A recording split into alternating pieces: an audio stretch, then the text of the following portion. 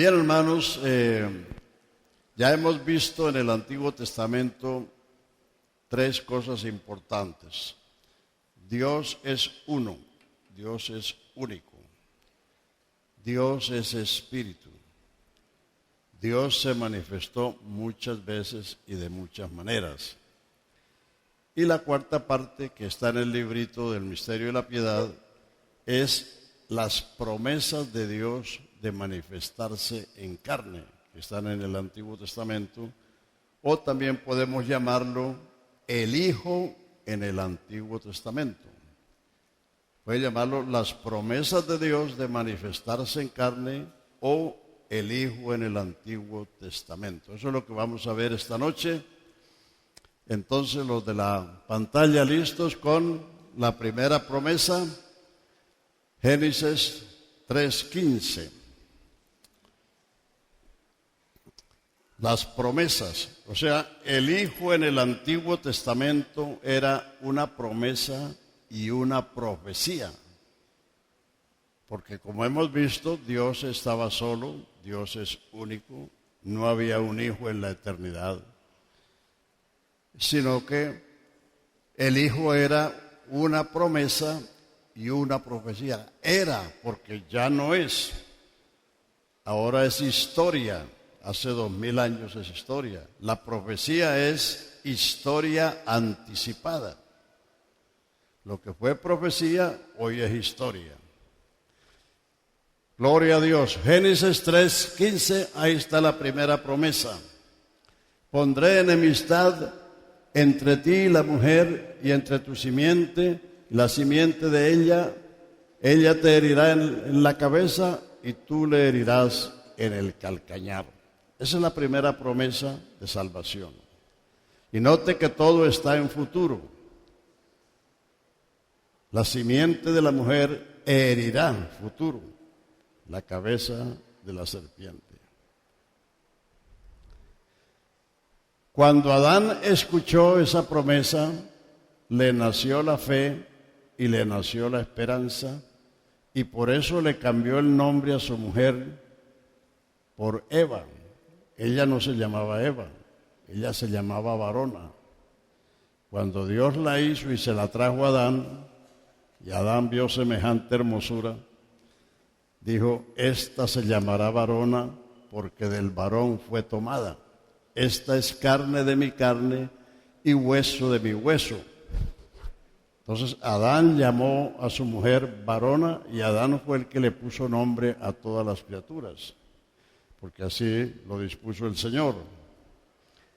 Entonces le cambió el nombre por Eva, que quiere decir madre de los vivientes, madre de los que tienen vida. ¿Por qué?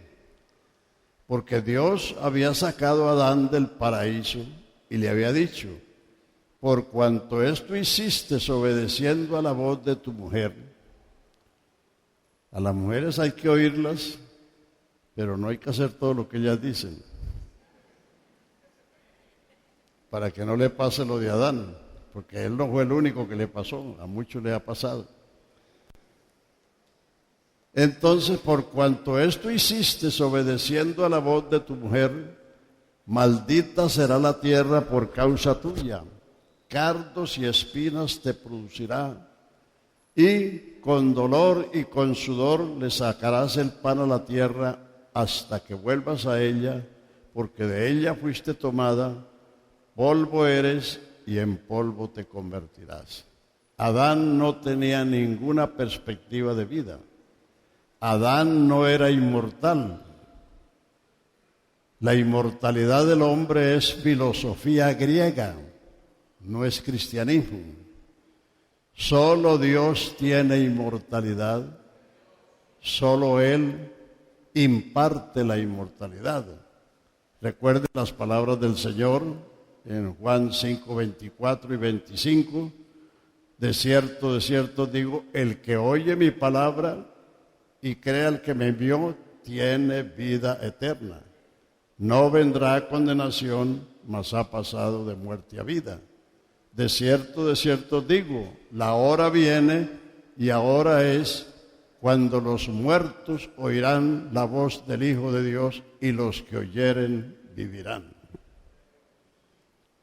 Adán fue hecho del polvo y mientras estuvo en el paraíso, él no comió del árbol de la vida, porque Dios hizo crecer todo árbol deleitoso para comer, plantó el árbol de la vida y plantó el árbol del conocimiento del bien y del mal, y le dijo, de todos los árboles podéis comer su fruto. Eso incluía el árbol de la vida, pero él no comió de ese sino del otro.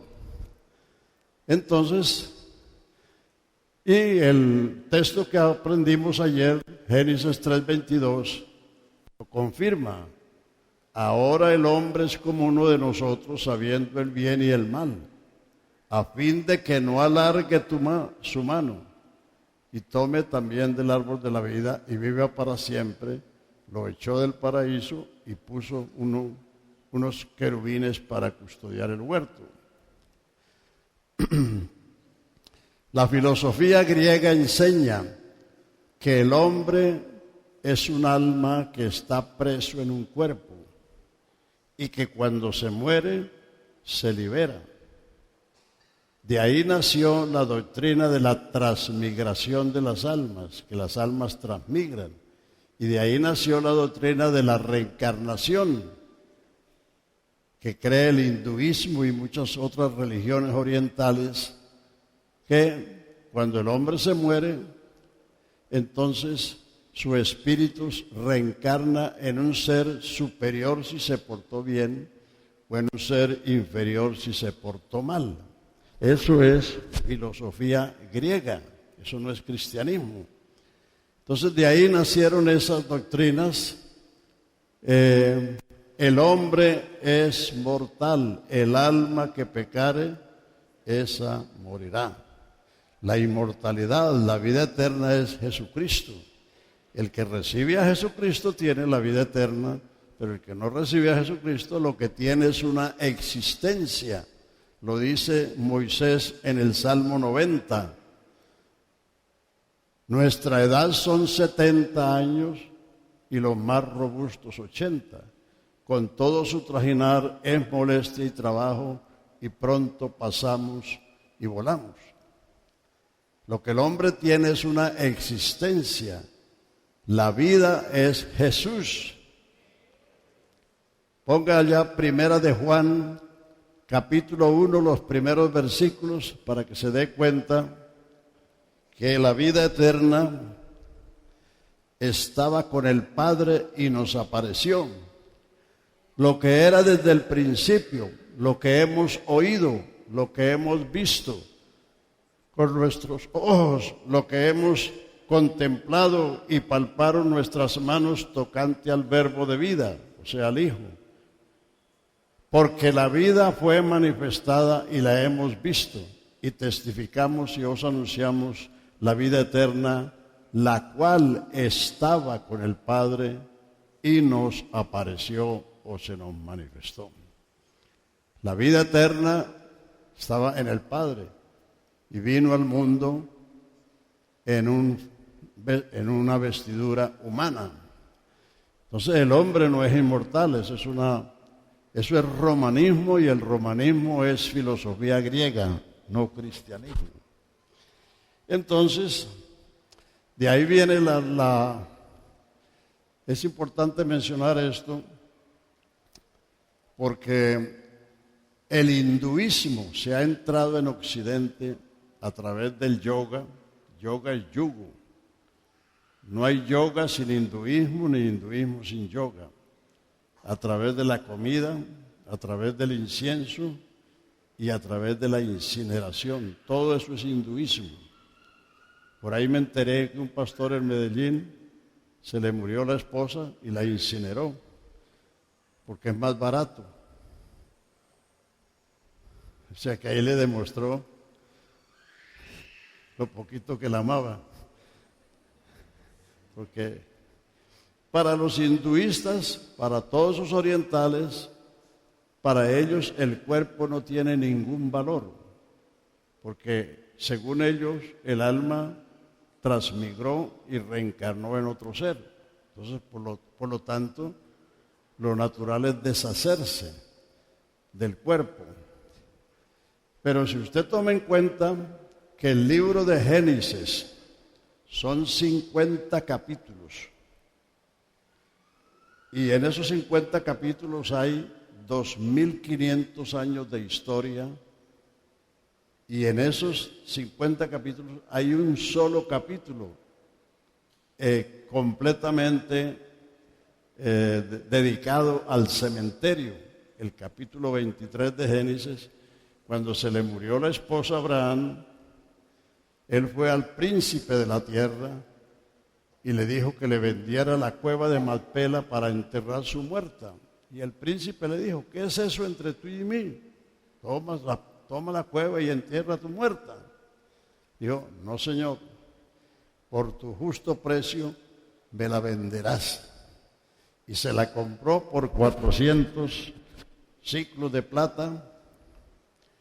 Y ahí enterró a su mujer, ahí lo enterraron a él, ahí enterraron a Isaac, ahí enterraron a Rebeca. Cuando Jacob descendió a Egipto y estaba para morirse, hizo jurar a su hijo José. Dijo: no me enterrarás en Egipto, sino que llevarás mi cuerpo y lo enterrarás allá en la tierra de Canaán. Y cuando José se estaba muriendo, les dijo a sus hermanos: el Dios de nuestros padres los va a visitar y no dejaréis mis huesos aquí, sino que los llevaréis allá a la tierra de sepultura. Todo un capítulo, toda una historia. ¿Por qué? Porque ellos creían en la resurrección. Enterrar un muerto es sembrar un grano para la resurrección, una semilla para la resurrección. Ahí lo puede leer en el capítulo 15 de Primera de Corintios. El apóstol dice: dirá alguno, ¿cómo resucitarán los muertos? ¿Con qué cuerpo vendrán? Entonces dice: lo que tú siembras no es el cuerpo que ha de salir. Te siembra un grano de maíz, pero no le nace un grano, le nace una planta, le nace una mata de maíz. Ahí está el milagro. Una es la carne de los hombres, otra la de los aves, otra la de los peces, otra la de las bestias. Una es la gloria del sol, otra la gloria de la luna y otra la gloria de las estrellas. Una estrella es diferente de otra en gloria. Así es la resurrección de los muertos. Se siembra en debilidad, resucitará en poder. Se siembra en vergüenza, resucitará en gloria. Se siembra cuerpo animal, resucitará cuerpo espiritual. Hay cuerpo animal, que es este, y hay cuerpo espiritual. Como trajimos pasado la imagen del terreno, que es esta, traeremos futuro la imagen del celestial, que es la de Cristo. Aleluya. El primer hombre fue de la tierra, y Talel, todos los terrenales. El segundo hombre, que es el Señor del cielo, y Talel, los celestiales. Por eso cuando habla de la resurrección, habla de un orden. Cristo el primero, luego los que son de Cristo. No los simpatizantes, no los amigos, los que son, los que pertenecen a Cristo. Y luego el fin, la segunda resurrección. Entonces, todo eso, el capítulo 15 de 1 Corintios, que tiene 58 versículos. ¿Por qué fue escrito? El verso 12 lo dice. Pablo le dice a los corintios: si se predica que Cristo resucitó de los muertos, ¿cómo dicen algunos de vosotros que no hay resurrección de muertos? Porque si no hay resurrección de muertos, tampoco Cristo resucitó. Y si Cristo no resucitó, nosotros somos falsos testigos, porque hemos predicado que Cristo resucitó de los muertos. Si Cristo no resucitó, vana es vuestra fe. Porque ¿para qué tener fe en un difunto? Si Cristo no resucitó, estáis en vuestros pecados. Si Cristo no resucitó, comamos y bebamos que mañana moriremos. Si solamente en esta vida esperamos en Cristo, somos dignos de conmiseración, dignos de lástima, porque eso significa no entender por qué y para qué Cristo murió. Cristo murió para quitar el pecado y resucitó para sacar a la luz la vida y la inmortalidad por el Evangelio. Eso, hay mucho que decir de eso, pero ponga allí unos pocos versículos. Segunda de Timoteo, capítulo 1, versículos 9 y 10. Quien nos salvó y llamó con llamamiento santo, no conforme a nuestras obras, sino según el propósito suyo y gracia que nos fue dado antes de los tiempos de los siglos, pero que fue manifestado por la aparición de nuestro Señor Jesucristo, el cual quitó la muerte y sacó a la luz la vida y la inmortalidad por el Evangelio. Sin Evangelio no hay inmortalidad. Ayer citamos a Romanos 2:7, los que perseveran en bien hacer buscan gloria, honra, inmortalidad, la vida eterna. Sin Él no hay inmortalidad. Entonces, Cristo quitó en el Calvario el pecado y cuando resucitó venció la muerte, porque la única manera de vencer la muerte es resucitando. Nadie va a evitar morir. Adán vivió 930, Matusalén 969, Abraham, amigo de Dios, 175 y murió. Moisés habló cara a cara con Dios como habla el hombre a su compañero, vivió 120 años y murió. Todos, el único que tiene inmortalidad y habita en luz inaccesible es el único y verdadero Dios. Aleluya. Entonces, Adán fue el primer pecador, pero fue el primer creyente.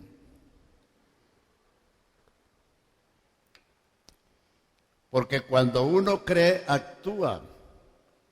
Esa es la demostración de que uno cree lo que le dicen. Uno actúa. Cuando Dios dijo que de la mujer nacería el que le quebraría la cabeza a la serpiente antigua, que es el diablo, le nació la fe, le nació la esperanza, y por eso actuó, cambiándole el nombre a su mujer como madre de los vivientes. De eso hay mucha tela que cortar, pero dejémoslo de ese tamaño. Léanse el capítulo 15 de Primera de Corintios. Ahí está el por qué, el cómo y el para qué de la resurrección. Lean completo. Cuando la Biblia tiene un tema, lean completo. Para que no le pase lo de los argentinos. ¿Sabe lo que le pasó a los argentinos? Allá en la ciudad de Las Uvas, provincia de Mendoza, fui con el hermano Urrego cuando él era misionero allá a hablarle a una familia chilena y entonces les estaba explicando la doctrina de la unicidad y diciéndoles que para entender las escrituras hay que leer completo. Entonces la muchacha, la hija de la familia, me contó una historia que fue cierta. Me dijo, 2 muchachos que eran hermanos de familia se fueron de esta ciudad a trabajar a otro pueblo. Y a los meses la hermana les escribió una carta. Y en la carta le decía lo que estaba pasando en esos días. Y entonces ellos leyeron el saludo y todo, y en el último renglón decía, mamá ha muerto. Cuando ellos leyeron eso, tiraron la carta y se pusieron a llorar. Y después de que se dieron su llorada, voltearon la carta Y lo que decía, mamá ha muerto la marrana grande y ha hecho unos chicharrones muy buenos.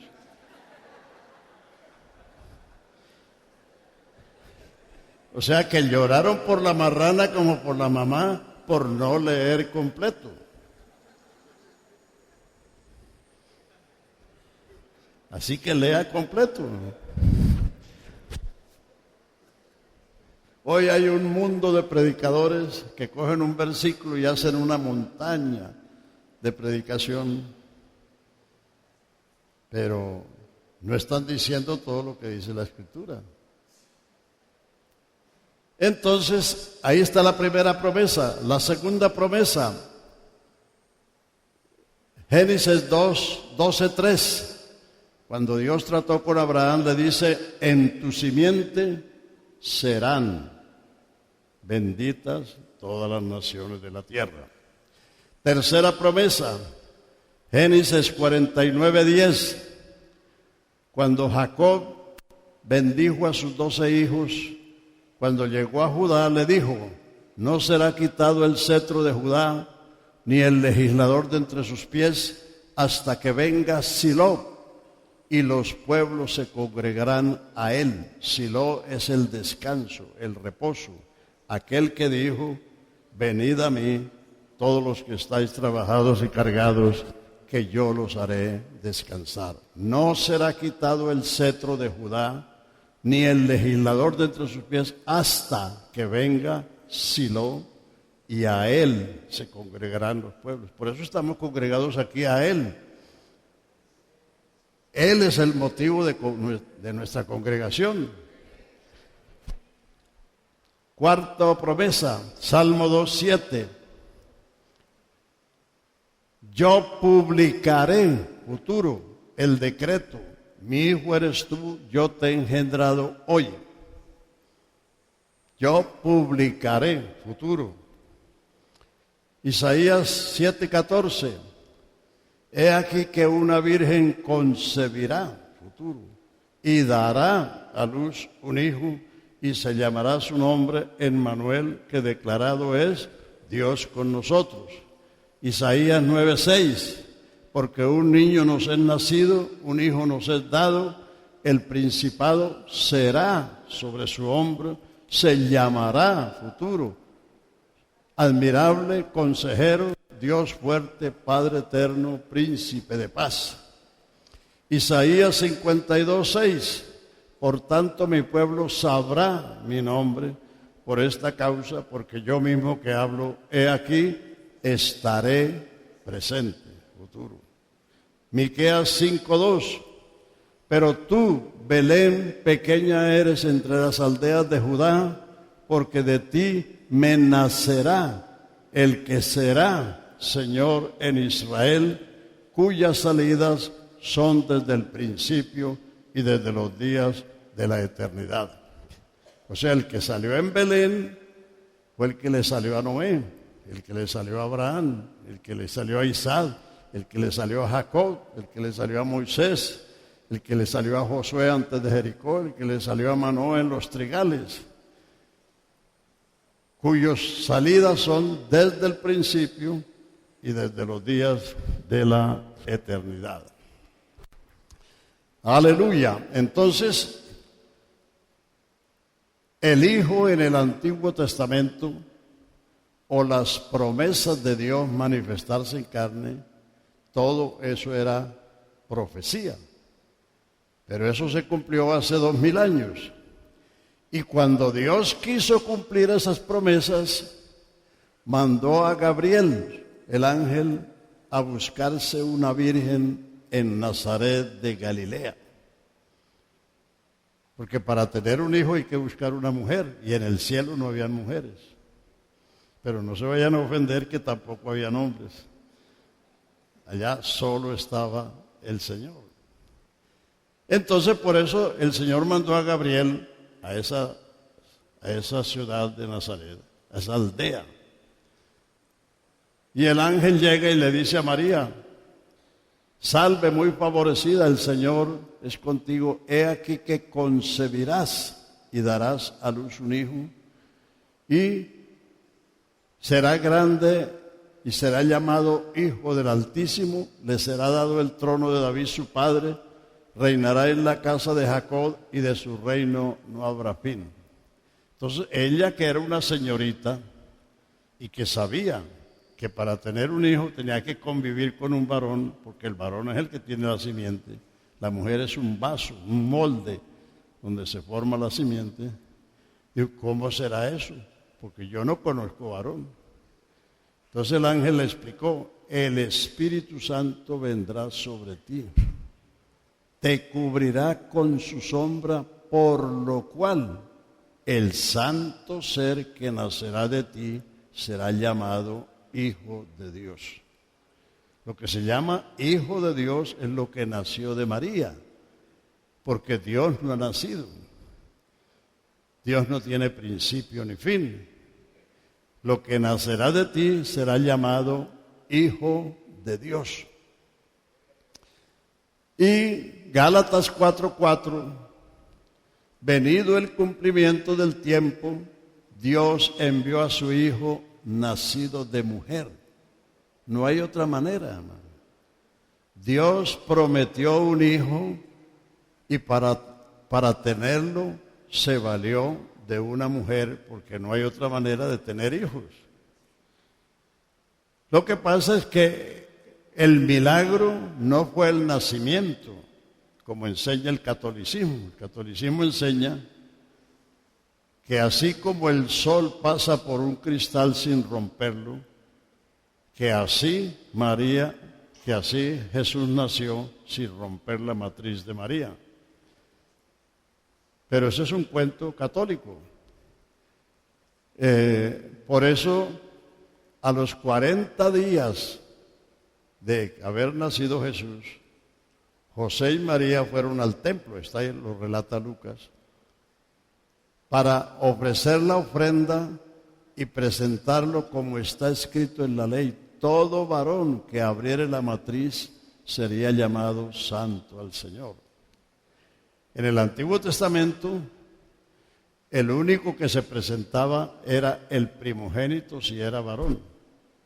Porque cuando Dios envió el ángel de la muerte a Egipto y murieron los primogénitos de Egipto, y los primogénitos de Israel no murieron porque estaban comiendo la Pascua y en la puerta estaba la señal de la sangre. Dice: todos los primogénitos son míos, del hombre hasta la bestia.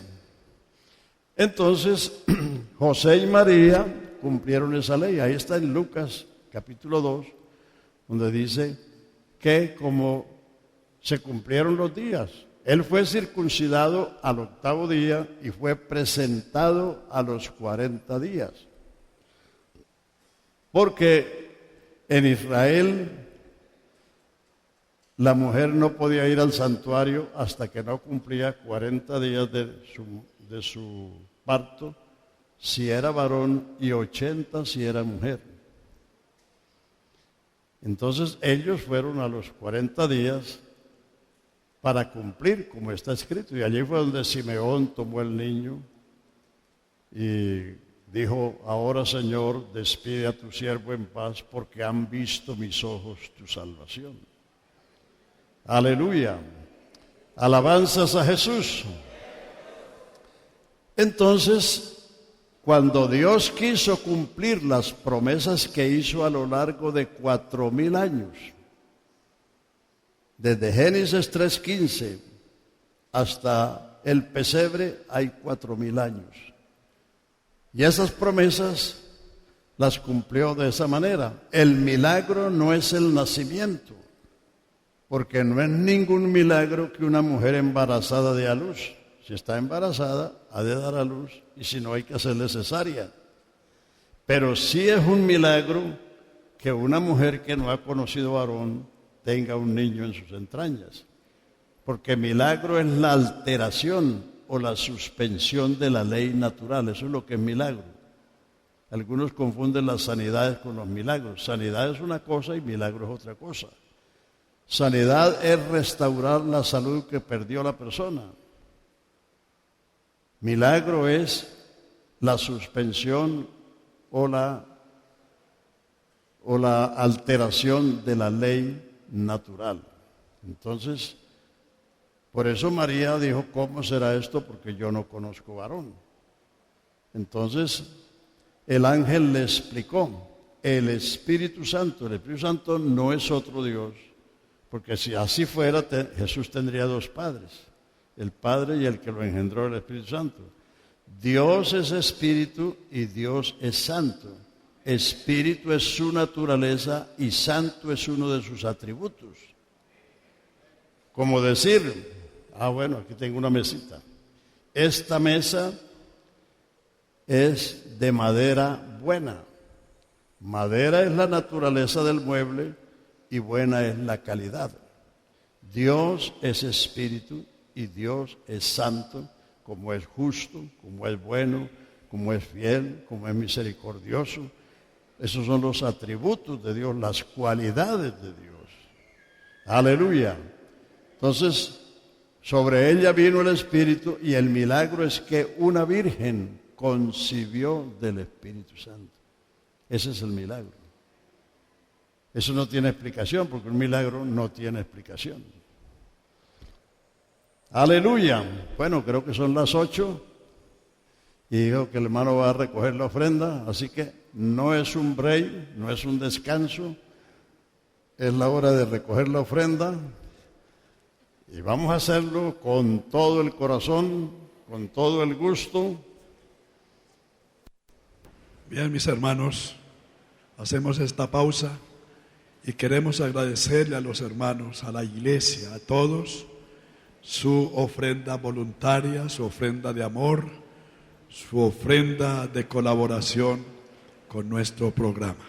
Muchísimas gracias, hermano. Alguien que nos dé aquí un poquito de música y no nos vamos a demorar. Gloria a Dios. Amén. Hermano, no nos la perdamos hasta el domingo a las 4 de la tarde. Vamos a cantar.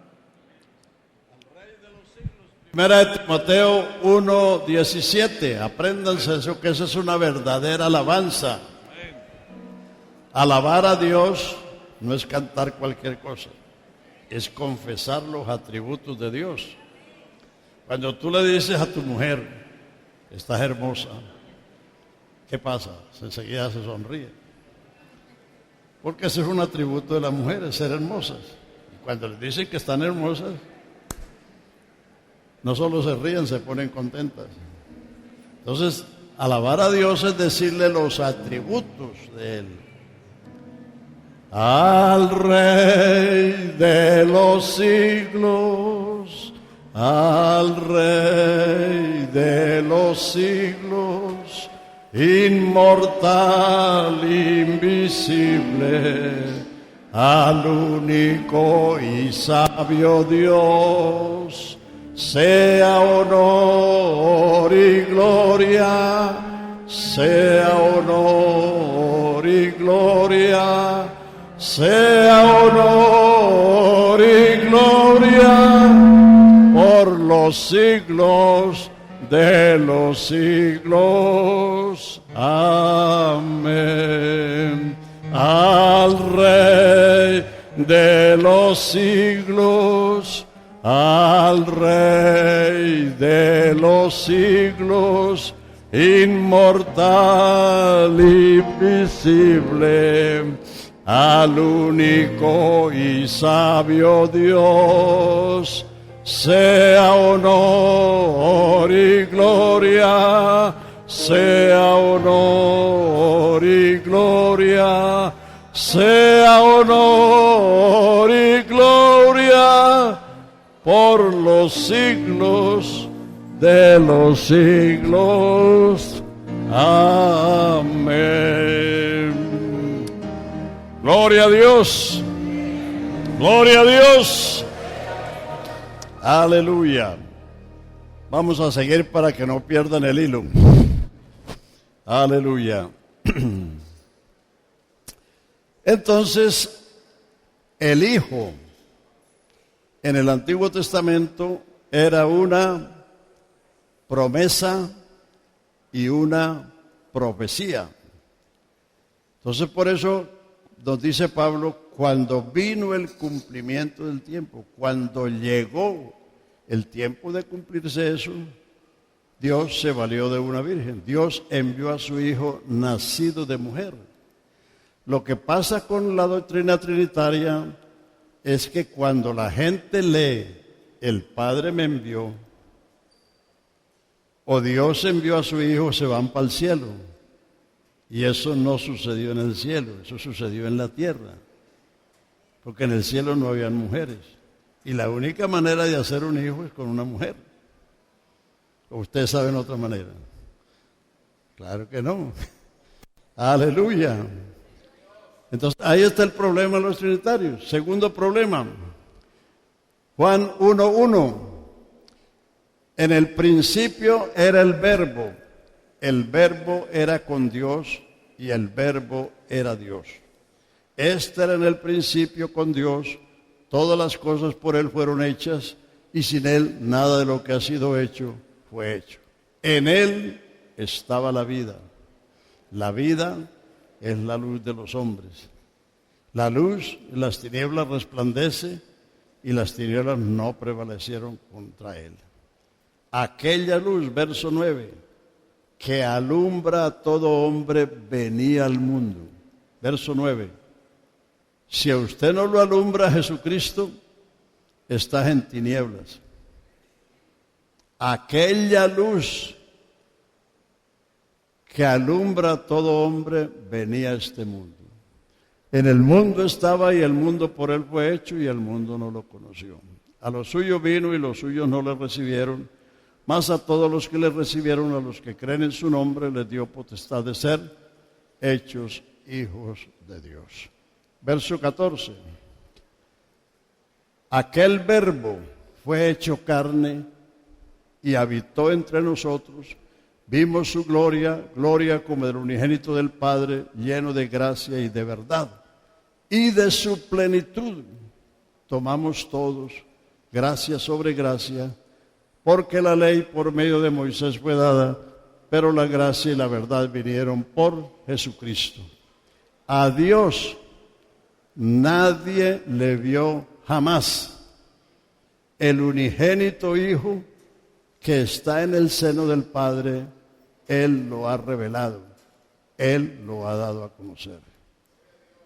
El verbo hecho carne, la promesa, la palabra, la profecía que fue dada a lo largo del Antiguo Testamento, llegó el tiempo del cumplimiento, se hizo carne en las entrañas de una virgen.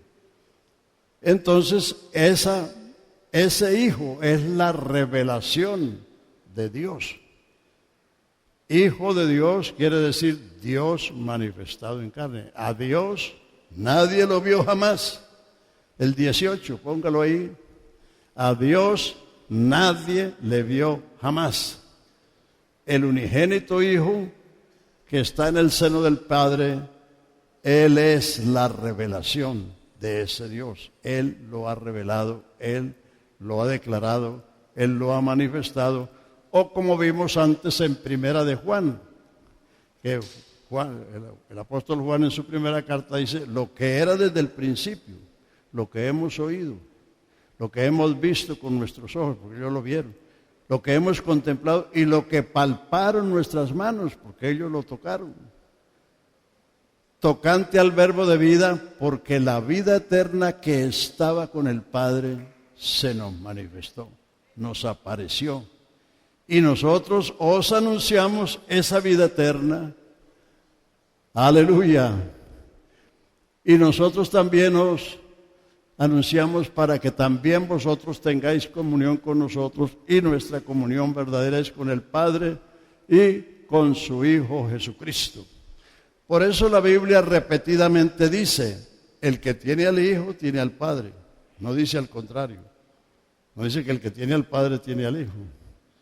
El que tiene al Hijo tiene al Padre.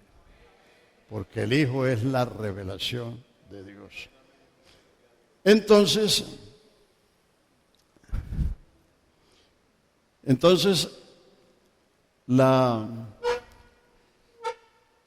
los evangelios que nos relatan la vida de Cristo en 4 aspectos: Mateo, Marcos, Lucas y Juan. Esos son 4 características de Cristo.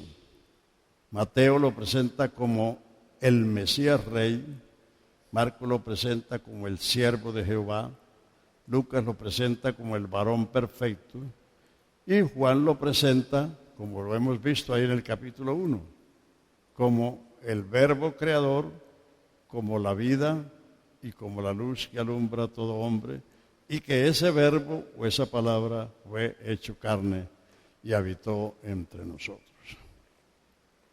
En otras palabras, Jesús es el primer nacido de la palabra, porque nosotros también hemos nacido de la palabra. El nuevo nacimiento es resultado de la palabra de Dios. Lo dice Santiago 1:16, 17 y 18.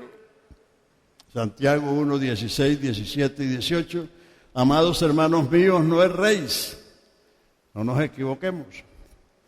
Todo don perfecto y toda buena dádiva desciende de lo alto del Padre de las luces, en el que no hay mudanza ni sombra de variación. Él, el Padre de las luces, de su voluntad nos ha engendrado por la palabra de verdad. ¿Para qué?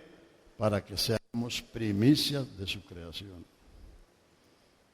Primera de Pedro 1:23, siendo renacidos,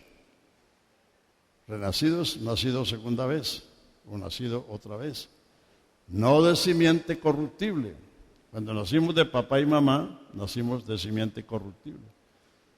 Siendo renacidos no de simiente corruptible, sino de incorruptible, por la palabra de Dios que vive y permanece para siempre. Por eso la Biblia nos habla de que Él es el unigénito y también de que Él es el primogénito. ¿Por qué dice las dos cosas? Sencillamente, de tal manera amó Dios al mundo que dio a su Hijo unigénito, su único Hijo, el único engendrado por Dios en una virgen fue Él. Dios no tuvo ningún otro hijo. Entonces, en Romanos 8:29 dice que Él es el primogénito entre muchos hermanos. ¿Por qué? Porque cuando nació la iglesia nació de lo mismo, de la palabra de Dios. Entonces Él pasó a ser el primogénito entre muchos hermanos. Porque los que antes conoció también los predestinó para que fuesen hechos conforme a la imagen de su Hijo, para que Él sea, ¿qué es primogénito? El primero. ¿Qué es unigénito? El único. Entonces, Él es el unigénito Hijo de Dios, pero la iglesia también ha nacido de la palabra de Dios, porque por eso se predica el Evangelio.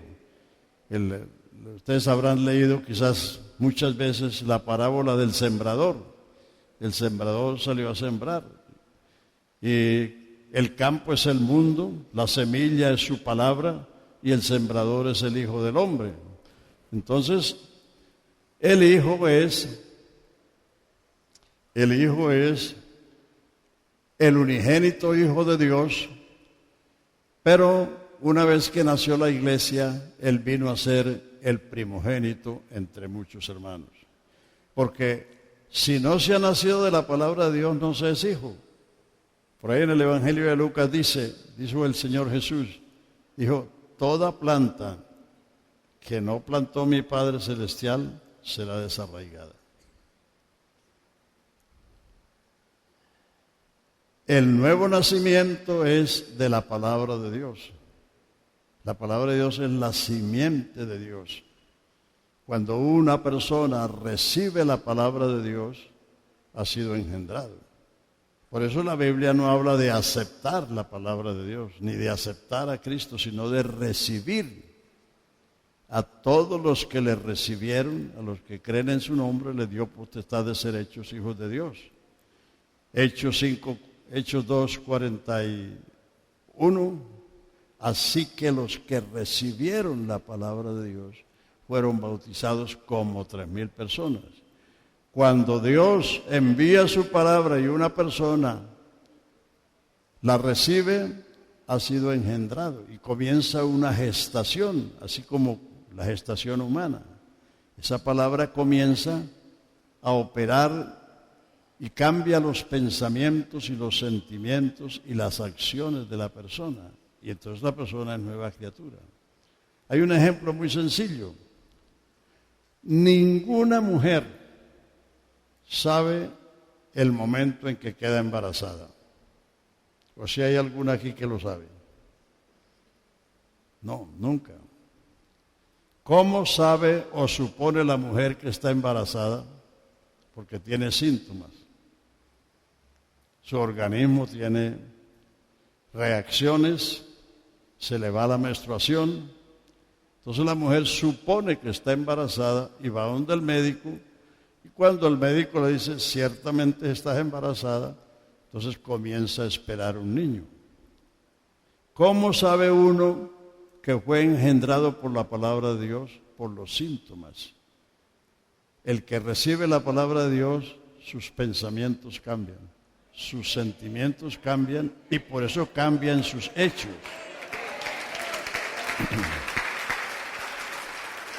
Aleluya.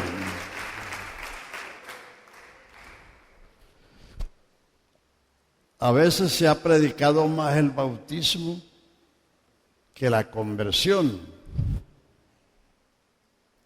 Hay dos preguntas muy importantes para hacerle al que quiere bautizarse.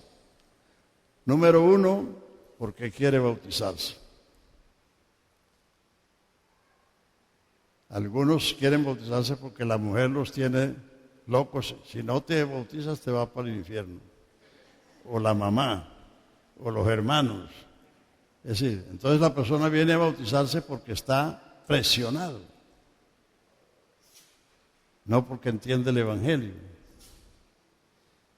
Pero si la persona dice, yo quiero ser bautizado porque quiero ser salvo, está correcto.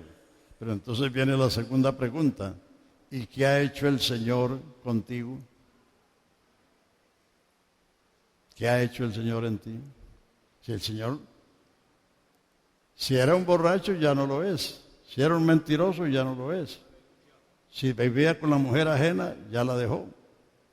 Es decir, los actos, los hechos son fruto de lo que hay adentro. La palabra de Dios comienza a gestar una nueva criatura. Cambia los pensamientos y los sentimientos y por eso cambian los hechos. El bautismo no es el nacimiento, porque nadie nace para morirse. Todos nacimos para vivir. El bautismo es la sepultura del viejo hombre, Romanos 6:3. ¿No sabéis que todos los que hemos sido bautizados en Cristo, hemos sido bautizados en su muerte? Porque somos sepultados a muerte por el bautismo, para que así como Cristo resucitó de los muertos por la gloria del Padre, así también nosotros andemos en vida nueva. Porque si fuimos plantados en la semejanza de su muerte, también lo seremos en la de su resurrección. Hay millones de cristianos en el mundo que quieren resucitar con Cristo, pero nunca han sido sepultados con Cristo. ¿Cómo van a resucitar con Él? Si el que resucita es el muerto. El vivo no resucita, el vivo se muere. Entonces el bautismo es el acto de sepultar el viejo hombre, el hombre adámico. ¿Por qué? Porque ha nacido una nueva criatura. Amén. Por eso lo primero no es el bautismo. El bautismo es un quinto paso. Hay que oír el Evangelio para recibir la fe. Cuando recibes la fe, recibes la gracia.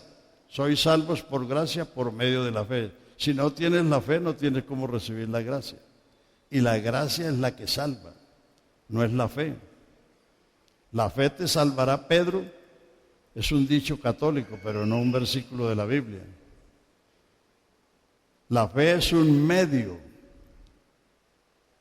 Se lo digo de otra manera. Cuando Dios envía su palabra y usted la recibe, Dios colocó un puente entre Él y ti. No que tú colocaste un puente de aquí para allá, no. El puente viene de allá para acá. Y por ese puente viene la gracia salvadora. La gracia de Dios que trae salvación a todos los hombres. Por gracia sois salvos por medio de la fe. Esto no es de vosotros, sino que es regalo de Dios.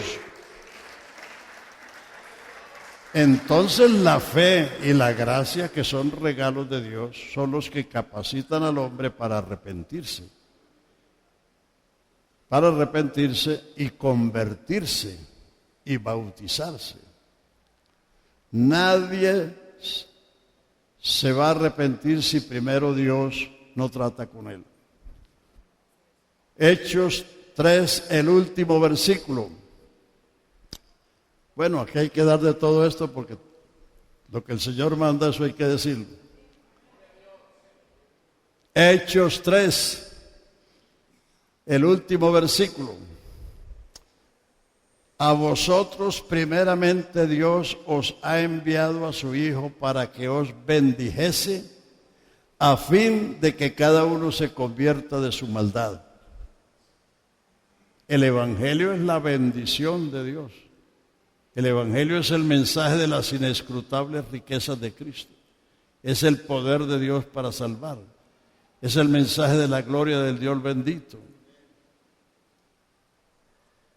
A vosotros primeramente Dios os envió a su Hijo para que os bendijese a fin, con la finalidad de que uno se convierta.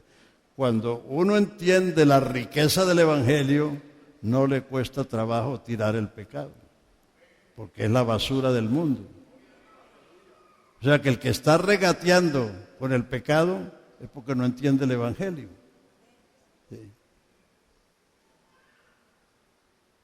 En el mundo hay muchos evangélicos, pero pocos cristianos. Porque precisamente solamente se bautizan, pero no han entendido el evangelio de las inescrutables riquezas de Cristo. Entonces, oír. Si usted le pregunta a un predicador de la Internacional, ¿qué es lo primero que tiene que hacer para ser salvo? Él le dice, arrepiéntese y bautícese. Eso no es lo primero. Está equivocado. Eso no es lo primero. Lo primero es oír. Jesucristo mandó a sus discípulos, id y predicad el evangelio a toda criatura. El que creyere. Usted no puede creer lo que no sabe. Para creer tiene que oír. Hoy en día hay actores. Dios no mandó actores, mandó predicadores.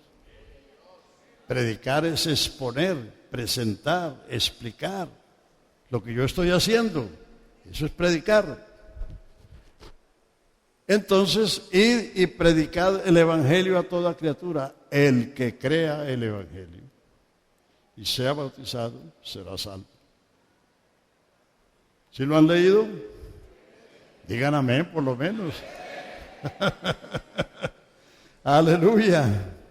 Entonces, oír para recibir la fe la da Dios. El mundo está plagado de creencias, pero eso no es fe. Los periodistas, cuando hay esas procesiones o esos Semanas Santas y todo eso, sacan esos reportajes. ¿Qué fe es la que tiene este pueblo? Eso no es fe, eso es superstición, idolatría. Superstición es atribuirle poder a lo que no tiene poder, a una imagen, a una medalla, a un escapulario, a un lugar, a una persona. Fe es creerle a Dios. Fe es creer las promesas de Dios. No hay fe sin promesa. Usted puede tener 1000 creencias. Hay católicos que tienen docenas de creencias. En don Francisco, en don Ramón, en doña María, en doña Carmen, en doña Filomena. Bueno, eso es superstición e idolatría. La fe la da Dios. La fe viene por el oír y el oír por la palabra de Dios. El que no ha oído el Evangelio no tiene fe, tiene creencias. El mundo está plagado de eso, pero son creencias supersticiosas e idolátricas. Fe es la certeza de lo que se espera y la convicción de lo que no se ve. Entonces, la fe la produce la promesa de Dios. Por eso ustedes necesitan, no solamente esta semana oír estas cosas, sino en sus casas sacar tiempo para leer la palabra de Dios, para escudriñar la palabra de Dios, porque esa palabra es espíritu y es vida, y eso es lo que les va a dar fortaleza y vigor para ser cristianos genuinos, valientes, esforzados, aleluya, victoriosos. Todo lo hace Dios por su palabra. Él es el creador, cree que todo fue creado por la palabra, y sin la palabra nada de lo que existe fue creado. Él sustenta con la palabra de su poder todas las cosas. Por eso los astros están en sus órbitas, porque están sostenidos por la palabra. ¿Por qué la mar no nos inunda? Porque Dios le dijo, hasta aquí llegarás y de aquí no pasarás. Todo está sustentado por la palabra de Dios, y Dios trabaja es con su palabra. Entonces, camínenle a la palabra de Dios, porque ahí está su fortaleza, su vigor, su conocimiento, una esperanza firme, vigorosa, gloriosa, bendita. Ahora que salen tantas cosas por internet, ¿cuántos han estado esperando el fin del mundo en esas supuestas cosas que han salido el año pasado? Al mundo le faltan más de 1000 años todavía, el milenio falta, y otros que están esperando el anticristo o la gran tribulación. Si eso fuera lo que esperáramos, la esperanza sería aterradora, espantosa.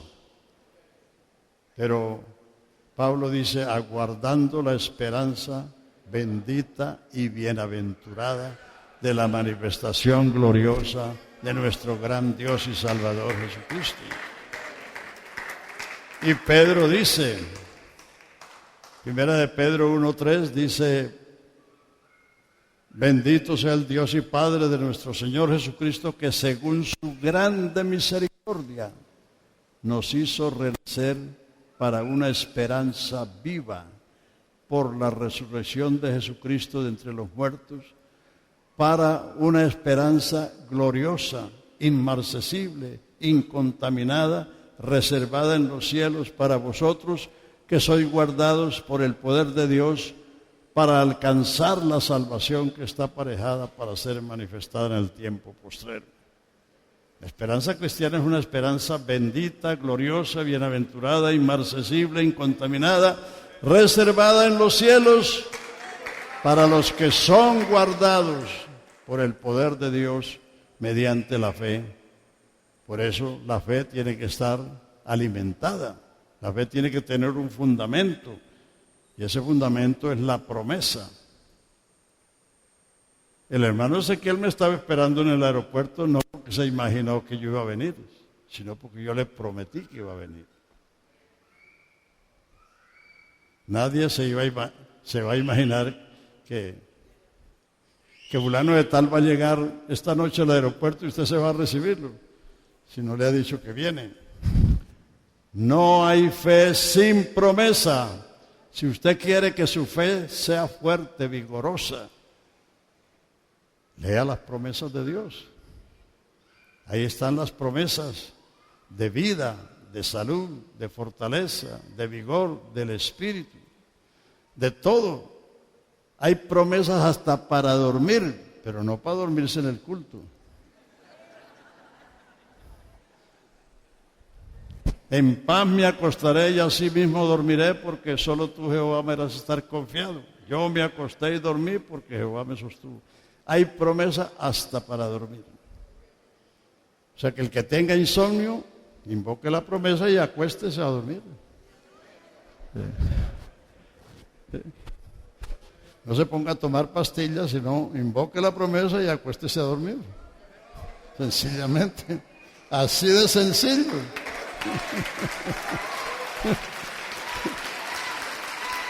Esto no es complicado, esto es sencillo. Lo que hay es que creer, pero ¿creerle a quién? Yo sé a quién he creído, no dice yo sé en quién he creído. Así no dice, yo sé a quién he creído, que es poderoso para guardar mi depósito. ¿Cómo estamos de tiempo? Ya no alcanzo a ver hasta allá. No, todavía falta media hora.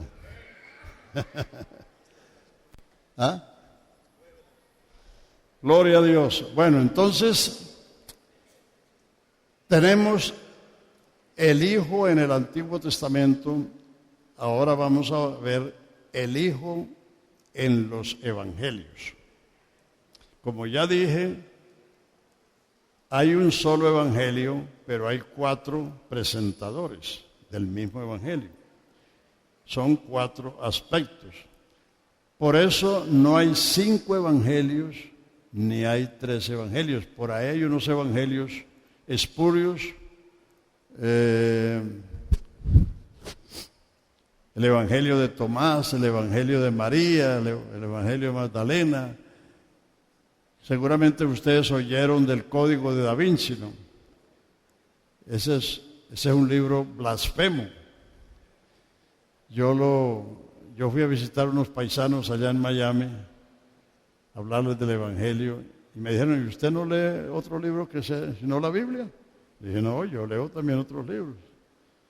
Entonces yo tengo el Código de Da Vinci, entonces me lo prestaron. Pero apenas leí unas páginas y se los devolví, porque es un libro blasfemo. Y de ese libro hicieron una película, que también es blasfema. El Código de Da Vinci está basado en unos escritos que encontraron en una cueva en Egipto que datan del año 180 después de Cristo. Los evangelios fueron escritos, Mateo, Marcos y Lucas fueron escritos antes del año 70 del primer siglo, porque todos los 3 hablan del templo. Jesús salió del templo y los discípulos quisieron impresionarlo diciendo, mira qué templo, mira qué adornos. Él les dijo, de cierto digo que no quedará piedra sobre piedra que no sea derribada. Y eso se cumplió 37 años después. El año 70 del primer siglo, el general Tito destruyó la ciudad y destruyó el templo. Entonces, esos evangelios fueron escritos antes del año 70 y el evangelio de Juan fue escrito por el año 80, porque el evangelio de Juan fue escrito a la iglesia, mientras que los otros tenían otros destinatarios. Entonces, ¿por qué hay 4 evangelios, no 5 ni 3? En el tabernáculo del Antiguo Testamento, el lugar santísimo estaba separado del lugar santo por un velo hermosísimo y fortísimo. Ese velo simbolizaba la humanidad de Jesucristo. El historiador Josefo dice que ese velo no lo podían rasgar 2 yuntas de bueyes jalando en sentido contrario. Era un velo hermosísimo y fortísimo y estaba colgado de 4 columnas. no de 5 ni de 3. Cuando Dios le dio la revelación a Ezequiel, apunten eso para que lo lean en su casa, el capítulo 1 de Ezequiel, Dios le mostró la gloria de Dios a Ezequiel y él vio 4 seres vivientes, uno con cara de león, otro con cara de becerro, otro con cara de hombre y otro con cara de águila. Esa misma revelación la vio Juan en el Apocalipsis capítulo 4. Cuando Juan fue en espíritu al cielo, vio un trono y a uno sentado en el trono, vio 24 ancianos, vio 4 seres vivientes, el uno con cara de león, el otro con cara de becerro, el otro con cara de hombre y el otro con cara de águila. Esos son 4 aspectos, 4 características de Cristo. Cristo es multifacético. Entonces los discípulos, porque escribieron a unos destinatarios diferentes, entonces cada uno escribió una parte de acuerdo a lo que el destinatario necesitaba recibir. Hay 5 reglas elementales que usted debe saber para interpretar la palabra de Dios. Número 1, ¿quién lo dijo? Número 2, ¿a quién se lo dijo? Número 3, ¿cuándo lo dijo? Número 4, ¿por qué lo dijo? Y número 5, ¿para qué lo dijo? La Biblia fue inspirada por Dios, pero no todo lo que dice lo dijo Dios. Cuando usted lee, encuentra que lo que el diablo le dijo a Eva, lo que Caín dijo, lo que Lamed, séptimo de Adán, dijo: si Caín es vengado 7 veces, Lamed lo será 70 veces 7. Un arrogante, el primer bígamo. Lo que dijo Faraón: ¿quién es Jehová para que yo oiga su voz y deje ir al pueblo? Yo no conozco a Jehová ni voy a dejar ir al pueblo. Lo que dijo Senaquerib cuando vino a invadir a Jerusalén y a destruirla. Lo que dijo Nabucodonosor. Lo que dijo el rey de Persa. Ahí está lo que han dicho muchos personajes de la historia, pero que Dios lo incluyó en la revelación para que tengamos el conocimiento. Por eso cuando usted lee, tiene que darse cuenta, ¿quién dice lo que estoy leyendo? ¿Lo dijo Dios? ¿Lo dijo el diablo? ¿Lo dijo un rey impío? ¿O quién lo dijo? Segundo, ¿a quién se lo dijo? Dios habló muchas veces en otro tiempo a los padres por los profetas. Eso es el Antiguo Testamento. En estos posteriores días nos ha hablado por el Hijo. Sí, ¿a quién se lo dijo? En el Antiguo Testamento está la palabra de Dios a Abraham, a Noé, a Isaac, a Jacob, a Moisés, a Israel, a los profetas. Los profetas hablaron al pueblo de Israel y hablaron a las naciones vecinas, a Egipto, a Etiopía, a Seba, a Moab, a todas esas naciones acerca de los juicios de Dios. Entonces, ¿a quién se lo dijo? No sé si ustedes saben, la persona, el cristiano es el que le gustaba leer la Biblia al azar, que cogía la Biblia todos los días y la abría a ver qué me dice el Señor. Entonces, lo primero versículo que encontré fue: Judas fue y se ahorcó. Dijo: no, eso no puede ser lo que Dios quiere que yo haga. Entonces le cerró la Biblia y volvió y la abrió. Y entonces encontró el versículo: ve y haz tú lo mismo. Y volvió y abrió la Biblia. Tercera vez dice: lo que has de hacer, hazlo pronto.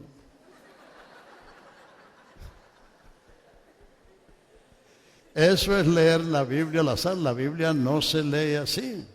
La Biblia se lee libro por libro, porque cada libro tiene un propósito Cada libro tiene un tema, tiene una enseñanza. Si usted lee un libro completo, usted tiene unos lugares, unos personajes, unos hechos. Usted tiene un panorama de lo que sucedió y si lo lee completo, pues le queda una historia en su mente. Pero si usted lee un poquito de los salmos, un poquito de los profetas, un poquito de los evangelios, pues usted no aprende nada.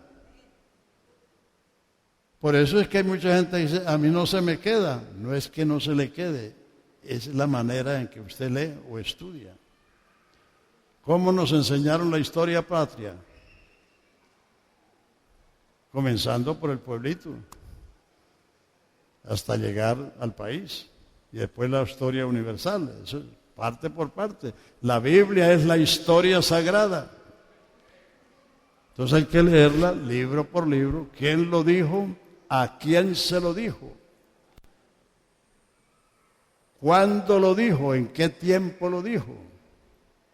Los que no creen en la planificación familiar dicen, no, Dios dijo, creced y multiplicaos. Pero eso se lo dijo a la primera pareja. Dios no lo siguió repitiendo. Solamente lo dijo 2 veces más cuando el diluvio arrasó todo. Entonces le dijo a Noé y a su familia, multiplicaos y creced y llenad la tierra. Y cuando Israel estaba cautivo, que habían perecido por la guerra y por el cautiverio y todo, le dijo, creced, engendrad hijos y no os hagáis pocos. Pero él no siguió repitiendo eso todos los días. Pero entonces, el que no cree en la planificación dice, no, Dios dijo, creced y multiplicaos. Y la pobre mujer tiene que aguantarse, aguantarse la canción. Aleluya. Entonces los 4 evangelios, es decir, eso que le estoy diciendo es para que usted sepa que solo hay 4 evangelios. Porque hay 4 aspectos de Cristo. Entonces, el primero es Mateo.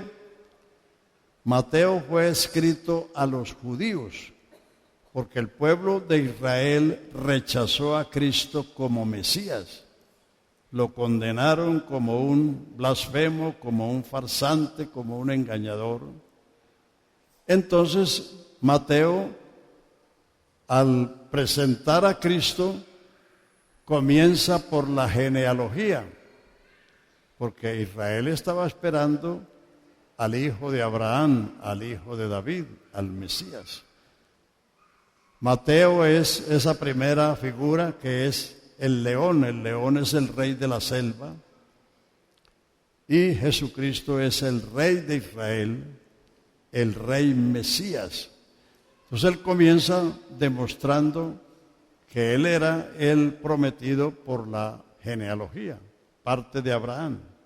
Abraham engendró a Isaac, Isaac engendró a Jacob, Jacob engendró a Judá, y ahí sigue por la genealogía hasta David. Y luego sigue por los reyes de Judá hasta José, de José, marido de María, de la cual nació el Cristo. O sea, esa es la primera prueba de que Jesús es el Mesías, la genealogía. La segunda prueba, que nació de una virgen. Solo él nació de una virgen. He aquí una virgen concebirá y dará a luz un hijo. Porque la virginidad se la quita a las mujeres el hombre. La Biblia lo dice, que he aquí una virgen concebirá y dará a luz un hijo. Lo dice Isaías 7:14. Entonces, esa es la segunda evidencia, nacimiento de una virgen. Tercero, el homenaje de los gentiles. Cuando Jesús nació en Belén, dice que los reyes del oriente, los sabios, no eran magos de esos que sacan conejos del sombrero, sino eran hombres sabios que vieron la estrella en el oriente y entonces vinieron desde el oriente de Israel buscando al rey de los judíos que había nacido. Dice, porque su estrella hemos visto y venimos a adorarle. Ellos llegaron a Jerusalén y dijeron, ¿dónde está el rey de los judíos que ha nacido? Porque su estrella hemos visto y venimos a adorarle. Cuando hallaron al niño, lo adoraron, le ofrecieron presentes de oro, mirra y incienso. 1, 2, 3. El cuarto hecho es en el capítulo 4 de Mateo. Recorría Jesús las ciudades y aldeas, predicando el evangelio del reino y sanando todo achaque en el pueblo. La evidencia de que él era el prometido. En Isaías 35 dice que cuando él viniera, he aquí vuestro Dios vendrá y os salvará. Los cojos andarán, los ciegos verán, los sordos oirán, y los muertos serán resucitados, los endemoniados serán libertados. O sea, eso estaba prometido en Isaías. Entonces, él ejerció esa capacidad de traer las gentes, sanarlas y libertarlas de todo. Quinto, ningún rey se presenta a sí mismo.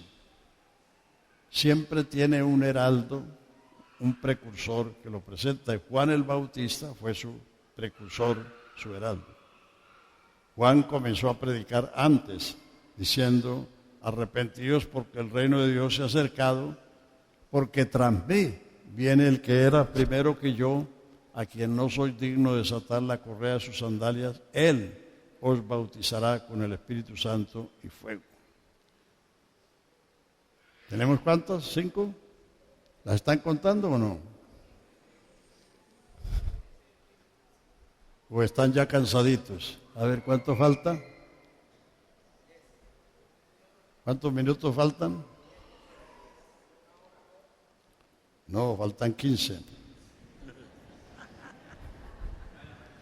Tranquilo, que uno no se ve todos los días. Aleluya. Amén. Entonces tenemos la genealogía, la virginidad, el homenaje de los gentiles, la capacidad de convocar. Quinto, que tuvo un precursor, un heraldo que lo presentó. Sexto, el sermón profético, el sermón del monte. En Mateo tiene 5 capítulos. No, 3 capítulos. 5, 6 y 7. Ese sermón está parcialmente, lo cita Lucas y lo cita Marcos, pero solo Mateo usó 3 capítulos, porque explica todo lo que Jesús dijo en ese sermón.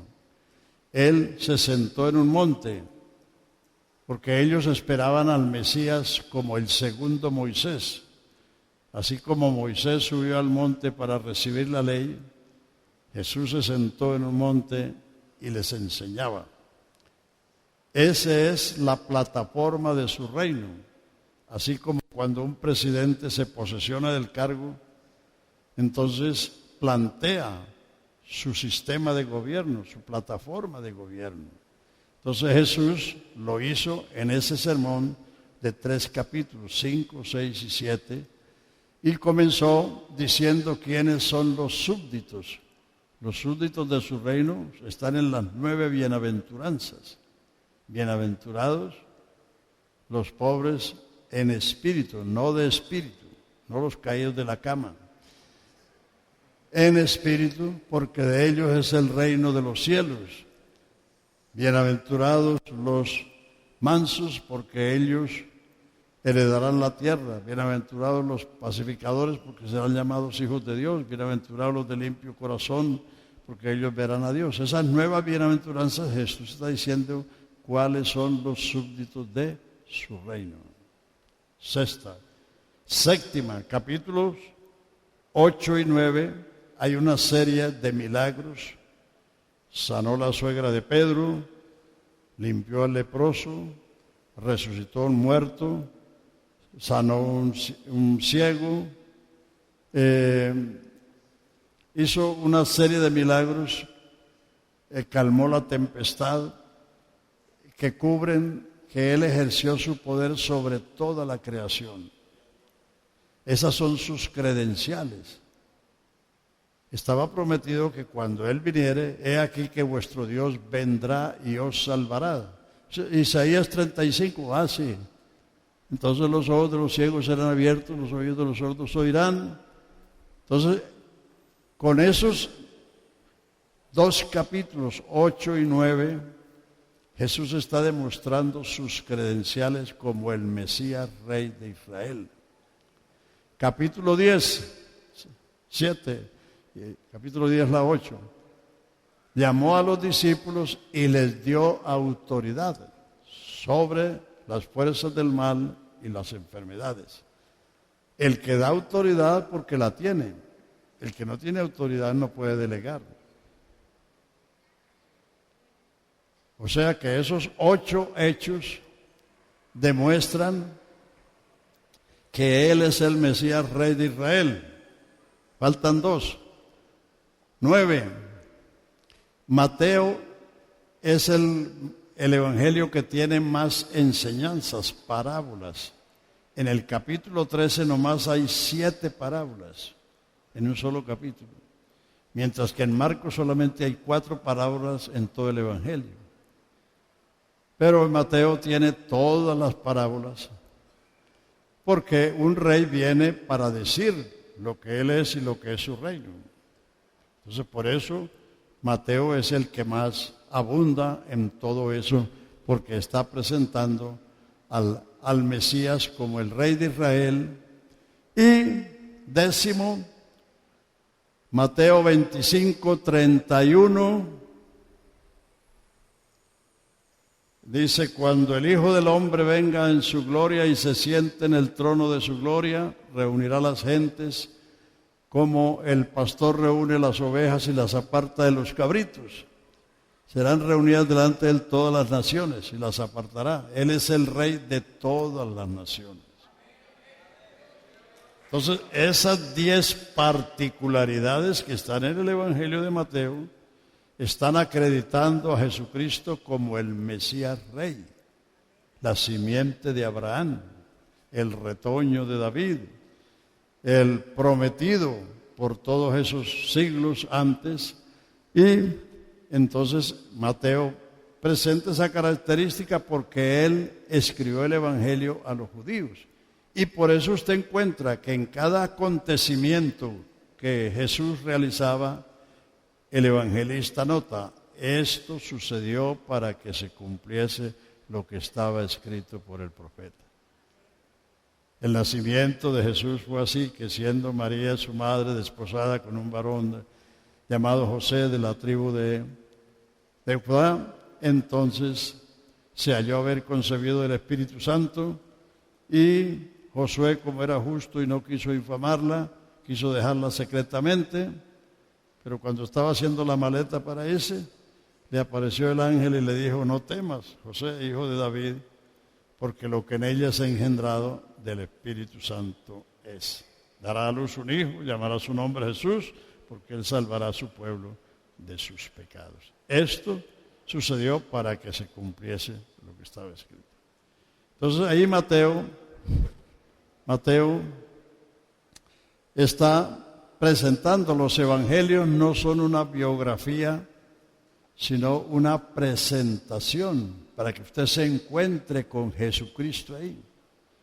Cuando usted lee y ve todas esas cosas, usted queda admirado, admirada, y por eso es que no le importa lo que los demás digan, usted va a abrazar a Jesucristo.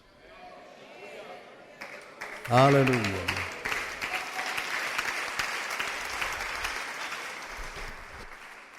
Cuando yo conocí al Señor, yo lo conocí a los 22 años. Yo fui católico 22 años. Yo fui a misa, me confesé, hice todas esas cosas. Pero cuando yo comencé a leer la Biblia y me di cuenta que lo que yo sabía no lo había enseñado Jesucristo ni los apóstoles, y que lo que ellos habían enseñado yo no lo sabía, yo quería comerme la Biblia. Yo trabajaba de las 4 de la mañana hasta las 10 de la noche. Y a esa hora me sentaba a leer la Biblia hasta las 1 de la mañana.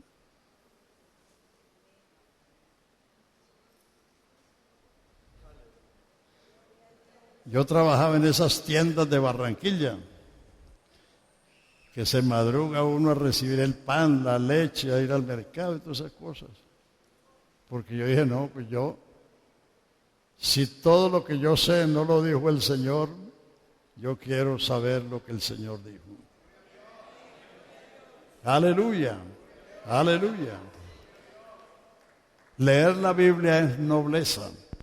En los Hechos 17 dice que cuando Pablo fue de Tesalónica a Berea, dice los hombres de Berea eran más nobles que los de Tesalónica, porque cada día escudriñaban las Escrituras a ver si estas cosas eran así. Eso es nobleza. ¿Usted quiere ser noble? ¿Quiere ser noble? Bueno, lea la palabra de Dios. Aleluya. Bueno, voy a dejarlos con esa imagen de Mateo, con esas 10 características o particularidades que tiene el Evangelio de Mateo, que revelan que Él es el Rey Mesías, el león de la tribu de Judá, que ha vencido para abrir el libro y desatar sus sellos, porque fuiste inmolado y nos has redimido con tu sangre de todo pueblo, tribu, lengua y nación. Al Rey de los siglos, al Rey de los siglos, inmortal, invisible, al único y sabio Dios, sea honor y gloria, sea honor y gloria, sea honor y gloria por los siglos de los siglos. Amén. ¿No quieren darle gracias a Él? Levántense, hermanos. Al Rey de los siglos, al Rey de los siglos, inmortal, invisible, al único y sabio Dios, sea honor y gloria, sea honor y gloria, sea honor y gloria por los siglos de los siglos. Amén. Amén. Aleluya.